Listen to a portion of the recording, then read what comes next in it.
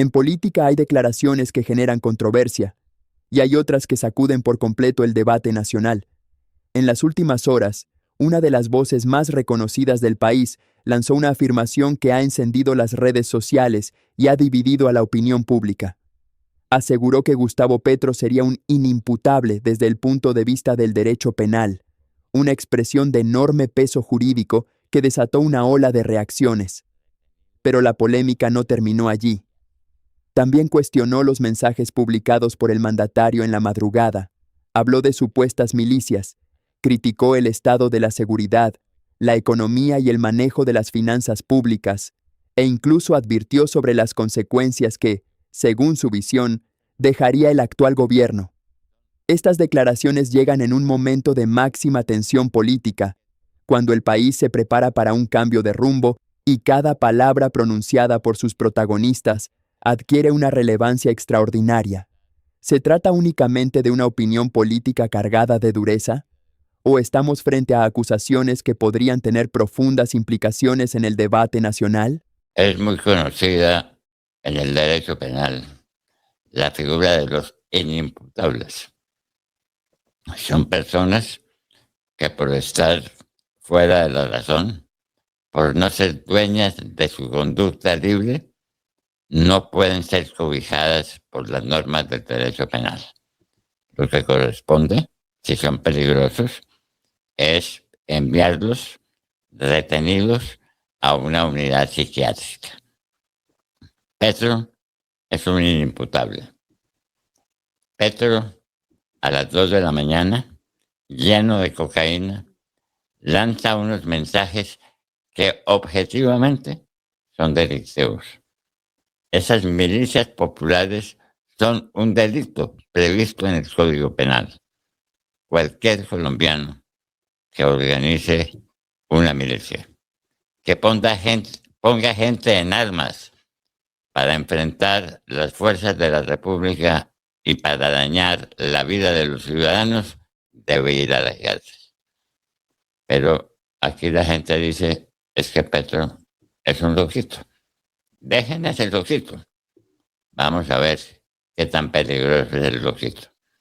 Ahora anda con otra locura de un inimputable. Quiere ir a los Estados Unidos a hacer no sé qué cosa en el centro de los Estados Unidos. ¿Lo recibirán? No creemos. Él está en la lista OFAC, está en la lista Clinton y puede llegar solamente a reuniones de tipo internacional como las de la ONU, pero no se puede ir a pasear a los Estados Unidos. Vamos a ver qué pasa. Un inimputable. Pero ese inimputable, queridos amigos, destruyó el país. Ese inimputable ha causado daños que no están cuantificados. La Contraloría General de la Nación está hablando, ella, de billonarias deudas por todas partes y de elefantes blancos. ¿Cuántos contratos se celebraron con el propósito de robar y quedaron los cimientos o quedó parte de una estructura sin los acabados? Elefantes blancos por todas partes. Señores, nos faltan todavía 3 largos días para la posesión del presidente de la Espriella. Nos quedan 3 largos días para salir de esta pesadilla. Nuestros compatriotas en mayoría, eso hay que aceptarlo, votaron por Gustavo Petro para la presidencia de la República, por un inimputable, por un loquito, por una persona que arruinó el país. Las deudas por todas partes son billonarias. Los ladrones hicieron de las suyas, acabaron con el fisco nacional y armó guerrillas porque fortaleció el narcotráfico, que es el combustible que alimenta todas las guerras, en palabras de ese gran colombiano que es Álvaro Uribe Vélez. Entonces, eso es lo que tenemos.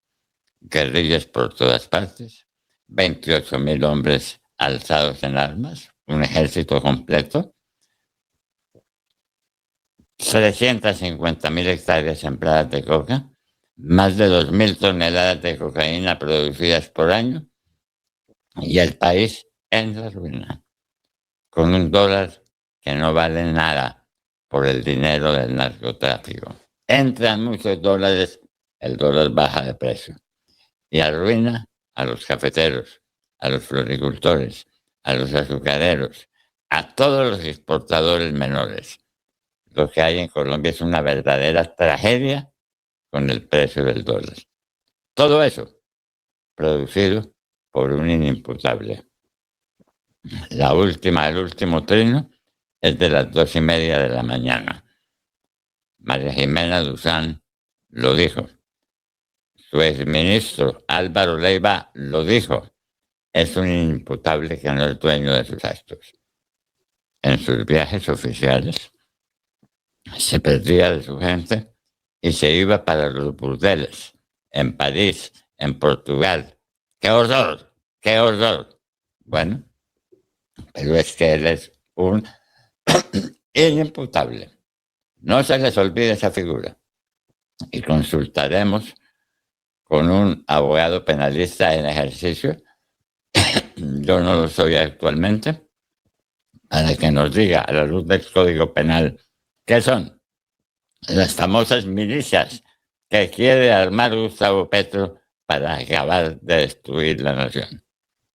A ese loquito piensan muchos, ojalá con razón, que a ese loquito ya nadie le va a hacer daño. Si no reparte a rodos el dinero, si no tiene toda la parafernalia de comunicación del gobierno, nadie lo va a oír. Como nadie está oyendo al señor Cepeda, dice que quiere hacer un gobierno paralelo y una posesión paralela en Barranquilla. No le va a asistir nadie. Esa noche, la noche oscura de un inimputable en el gobierno, va a terminar. Nos faltan todavía 3 días. ¿Qué 3 días tan largos? Un inimputable en la presidencia de Colombia. Pero la controversia no terminó con ese pronunciamiento. Mientras el país seguía debatiendo las fuertes afirmaciones sobre el estado del gobierno y la figura jurídica de la inimputabilidad, una nueva tormenta política comenzaba a tomar fuerza. Las declaraciones del presidente Gustavo Petro durante una extensa intervención desde la Casa de Nariño volvieron a encender la polémica nacional. Insistió en que las elecciones habrían estado marcadas por un supuesto fraude. Habló de algoritmos, software, servidores extranjeros y aseguró, una vez más, que el verdadero ganador habría sido Iván Cepeda. Sin embargo, estas afirmaciones fueron respondidas con dureza por periodistas y analistas, quienes señalaron que la propia demanda presentada por el petrismo reconoce que no existen pruebas concluyentes para demostrar un fraude electoral. Mientras algunos consideran que se trata de una estrategia para mantener movilizada a su base política en los últimos días de su mandato, otros advierten que este discurso podría aumentar la polarización en un momento especialmente delicado para el país. A pocos días de la posesión presidencial, el ambiente político parece estar más tenso que nunca y las palabras pronunciadas desde la Casa de Nariño siguen generando intensos cuestionamientos. ¿Qué hay realmente detrás de estas denuncias? ¿Existen fundamentos sólidos o se trata de una nueva batalla política por el relato de lo ocurrido en las urnas? En los próximos minutos analizaremos las declaraciones, las respuestas que provocaron y el impacto que este nuevo episodio podría tener en la recta final del gobierno Petro. Hablando del gobierno que se va, el presidente Petro anoche desde la Casa de Nariño, hablando ante periodistas de Colombia y el mundo, intentando convencer que hubo fraude, Felipe. La teoría del presidente Petro y dice que presentó pruebas, que no es cierto, porque la demanda de nulidad no dice que haya pruebas. Al contrario, la demanda presentada por 6 abogados del petrismo dice que no son capaces de comprobar una cosa ni la otra. En 6 oportunidades, Néstor, en esa demanda dicen que no hay, que no tienen cómo o esto no está aprobado, no hay pruebas sobre esta afirmación, etcétera, etcétera. Pero pues Petro insiste en eso y insiste, y anoche mostró un señor ahí que decía que el exponencial, que no, carreta. Un señor que Es de decía, una irresponsabilidad, Felipe, es de una irresponsabilidad, Petro, con el unos país. unos testigos cuyos nombres no sé. Sé de un señor Carlos que dijo que habló de 150.000 pueblos en Colombia. 150.000. Colombia tiene 1.000 municipios, 1.100 municipios. Él Sí. habló de 150.000 No, pueblos no. en Colombia. Y el presidente Petro habla de 1.350 mesas electorales. Sí. El presidente Petro repite una y otra vez, intentando convencer a alguien, seguramente a sus bases, porque veo que están estas bodegas petristas hoy en lo mismo, que hubo fraude, y va más allá y dice que el presidente de Colombia, el elegido, es Iván Cepeda. Esta es la teoría del presidente Gustavo Petro. Sí, pero a eso no hay que Mire, hacerle con esto. No, porque sí, el único, el único propósito que tiene el al presidente loco hay que Petro dejarlo en la esquina con el palo, gritando, al loco hay que dejarlo en la esquina gritando allá. Usted ha visto que los locos tienen un palo y tal, la vaina, yo creo que hay que dejarlo eso. Pero al margen de eso, ¿de qué estaba disfrazado? Que eso tampoco logré ver. Felipe, yo estaría de acuerdo con ustedes de que Digo hay que que- dejarlo, de que es es que- un... Ah, no, de es es que una ella persona- dijo que él salía Pero- siendo el jefe del Por jefe de eso. 12 millones de colombianos. El Pero, jefe, Felipe, oiga. Felipe, quiero decirle a usted, a Héctor, el problema no es que lo diga el presidente Gustavo Petro, es que hay gente en Colombia ¿Que le cree? que le cree al Así es, presidente así es. Gustavo Petro. Sí, sí, y pero- es pero- posible que él no sea, como dijo anoche, el jefe de medio país. A mí no me parece que lo sea. No me parece que sea. Me parece que es un dirigente político que todavía tiene a una audiencia.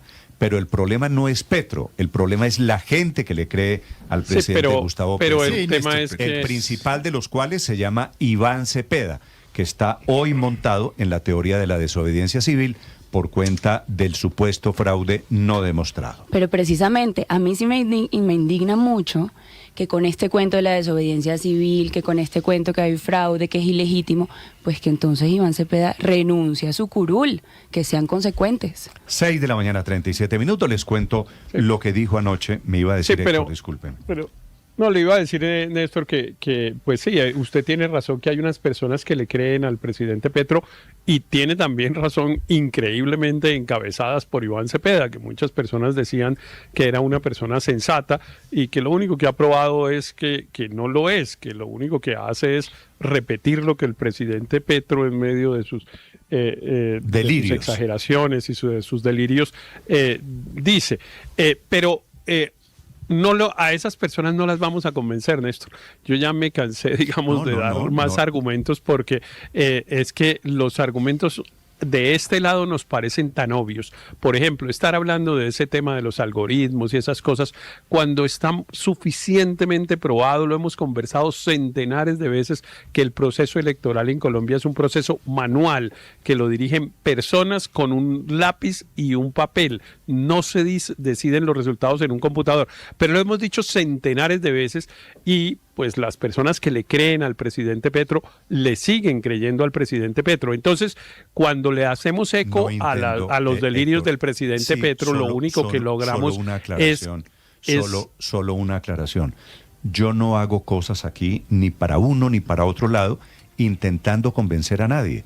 Yo me parece que mi deber es aquí informar lo que No, lo que dice un señor que todavía es relevante en la política. Sí, pero El que señor- tiene unas personas que lo siguen y en eso usted tiene razón, Néstor, pero son unas personas que realmente no están oyendo argumentos, no les interesan los argumentos, porque en realidad lo único que están Yo es cumplo con siguiendo decirles- el propósito del presidente Petro, que es deslegitimar el sistema político de Colombia. Ese es el propósito. Y claro que, pues en la medida en que uno le sigue la conversación, lo único que está es sirviéndole a su propósito. Y me parece que ese capítulo deberíamos nosotros cerrarlo y dejarlo a como lo debe dejar uno en un país democrático, que es en manos de la justicia. Eso está en la justicia. Esperemos que el Héctor, Consejo de Estado decida. Eso está en manos de la justicia, no. Eso estuvo en manos de la justicia. Los jurados en el escrutinio son jueces y notarios. Sobre esto hay caso cerrado. el presidente Petro presentó anoche unos supuestos testigos digitales, un frente digital en unas elecciones que son manuales, sobre las cuales hubo decisiones judiciales, y hubo jueces, y hubo observadores internacionales. No es que hayan faltado autoridades, es que la principal de las cuales, el presidente de la República, cree que la desobediencia es una actitud política. 6:40 a.m, lo dijo Gustavo Petro anoche, lo repitió develando el cuadro con el que pretende pasar a la historia. Andrés Carmona. Sí, señor Néstor, ya le quedan 3 días al presidente Gustavo Petro en la Casa de Nariño y hasta último momento sigue insistiendo en su teoría de fraude. En una extensa rueda de prensa previo a la develación del cuadro del presidente saliente en el pasillo de los exmandatarios, Petro junto con varios de los llamados testigos digitales presentaron las presuntas pruebas de la demanda de nulidad que hoy está siendo tramitada en el Consejo de Estado. La teoría que esgrime ahora el presidente es que el fraude se construyó con un algoritmo, con un software de la registraduría y los hermanos Bautista, propietarios de Thomas Gregan Sons, para favorecer a Abelardo de la Espriella. Cualquiera que haya sido el resultado real de la gente, quedó pervertido por un software que sacó otros datos diferentes. Entonces, esto me parece el punto más clave porque, entonces, ¿para qué no se puso el candado hash? Para esto. Para que actuara un software que modificó los C14 y entonces nos coloca en 1.350 puestos, o sea, el 10% viene a ser más o menos 10% el total de los puestos de Colombia, sí. De toda Colombia, el 10% está en este patrón matemático. Petro repitió una y otra vez en esta declaración que el ganador de las elecciones era Iván Cepeda, no Abelardo de la Espriella, que la vulneración estuvo en los controles digitales de los formularios C14 y que se evidenció una tendencia en varios puestos de votación en el que en las primeras mesas ganaba de la Espriella y en las últimas mesas ganaba Cepeda. Al final, más allá de las opiniones, de los discursos y de las pasiones políticas, Colombia vuelve a enfrentarse a una pregunta que marcará su futuro. ¿Qué lecciones deja este capítulo de nuestra historia reciente? Durante este video hemos visto 2 hechos que han sacudido el debate nacional. Por un lado, las durísimas declaraciones que califican al presidente Gustavo Petro como un inimputable, una expresión tomada del derecho penal y utilizada para cuestionar su comportamiento y sus decisiones. Por otro, la insistencia del mandatario en denunciar un supuesto fraude electoral, aun cuando ese tema ya se encuentra en manos de la justicia y continúa siendo objeto de una intensa controversia política. Lo cierto es que Colombia llega al final de este gobierno profundamente dividida. Unos consideran que Petro intentó transformar el país y que fue víctima de una oposición permanente. Otros sostienen que deja una nación con enormes desafíos en materia de seguridad, economía, confianza institucional y gobernabilidad. Esa diferencia de visiones seguirá siendo motivo de debate durante muchos años. Sin embargo, hay algo que resulta innegable. En una democracia las diferencias deben resolverse con argumentos, con instituciones fuertes y con el respeto a las reglas del Estado de Derecho. Cuando las acusaciones se vuelven cada vez más graves, cuando unos hablan de fraude y otros de delirios políticos, el país necesita serenidad, pruebas y decisiones adoptadas por las autoridades competentes, no únicamente por el juicio de las redes sociales o por la fuerza de los discursos. Los próximos días serán determinantes. El cambio de gobierno marcará el inicio de una nueva etapa y también será la oportunidad para comprobar si las promesas de reconciliación, seguridad, recuperación económica y fortalecimiento institucional logran traducirse en resultados concretos. Porque una cosa es la campaña electoral, y otra muy distinta es gobernar un país con enormes desafíos sociales, económicos y de orden público. Mientras tanto, las investigaciones, las demandas y las controversias seguirán su curso. Será la justicia la que determine el alcance jurídico de cada denuncia, y será la historia la que termine juzgando las decisiones tomadas durante estos años. Lo verdaderamente importante es que Colombia pueda avanzar sin que las diferencias políticas se conviertan en un obstáculo para la estabilidad del país. Ahora queremos conocer su opinión. ¿Cree usted que las denuncias y advertencias presentadas durante estos últimos días de gobierno tienen fundamentos suficientes ¿O considera que hacen parte de una estrategia política para mantener vivo el debate nacional? ¿Piensa que el nuevo gobierno logrará cerrar este capítulo o que la confrontación apenas comienza? Los invitamos a dejar su comentario con respeto y argumentos. Leemos cada uno de sus aportes porque este espacio busca precisamente abrir el debate y escuchar todas las posiciones. Si este análisis le pareció útil, recuerde suscribirse al canal, activar la campana de notificaciones y compartir este video con familiares y amigos para que más personas conozcan los distintos puntos de vista sobre la actualidad política colombiana. Gracias por acompañarnos una vez más.